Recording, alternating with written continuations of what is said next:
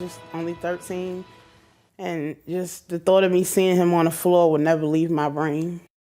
But first, new at 5, a heartbreaking story you'll see only on 11 Alive. A mother in disbelief tonight, mourning the loss of her teenage son. He accidentally shot and killed himself live on Instagram. Forest Park police are now investigating while the 13-year-old's parents hope that families can learn from this tragedy. 11 Alive's Joe Hankey spoke to the grieving parents this afternoon. Well, Jeff and Sheba, the 13-year-old's parents tell me they raised their son the right way. They set out to be role models, monitored his social media accounts, and kept tabs on who he was friends with. But with all of that, they believe some outside influence still led to tragedy. Malachi Hemphill's parents say they will remember their 13-year-old boy as a talented, smiling young man. You know, it was so much things that he knew how to do that he was good at, so well, he didn't know what he wanted to do. But on Monday night, 10 minutes after his mom saw him take out the trash, she heard something terrifying. I heard a big boom. I couldn't tell if it was a gunshot or what. I just knew that it was something that was wrong.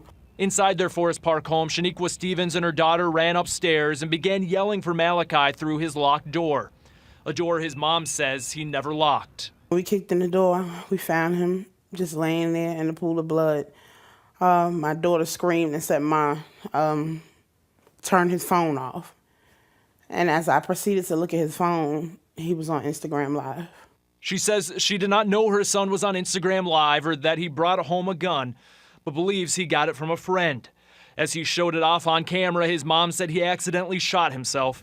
Minutes later, in her front yard, neighborhood children gathered. I guess these were the kids that were watching it on live that live in the area. Her son later died in the hospital.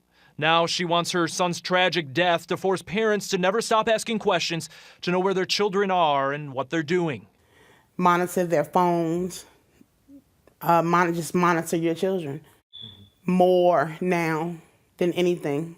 And Malachi's stepfather says he worked to be a role model, spoke about wrong and right and making decisions, but he now knows that a wrong influence outside of the home can still lead to heartbreak. It can happen to the best parents that's best to their kids, to the best to their ability. It can happen to the best people, the best ones that love their kids. And Forest Park police today confirmed they are investigating the circumstances that led up to the shooting. The boy's mother tells me detectives are trying to determine how a gun ended up in a child's hands to begin with. The family's holding a vigil outside their home tonight in Forest Park at 7:30. Jeff? My goodness, such an awful story, Joe. Thank you.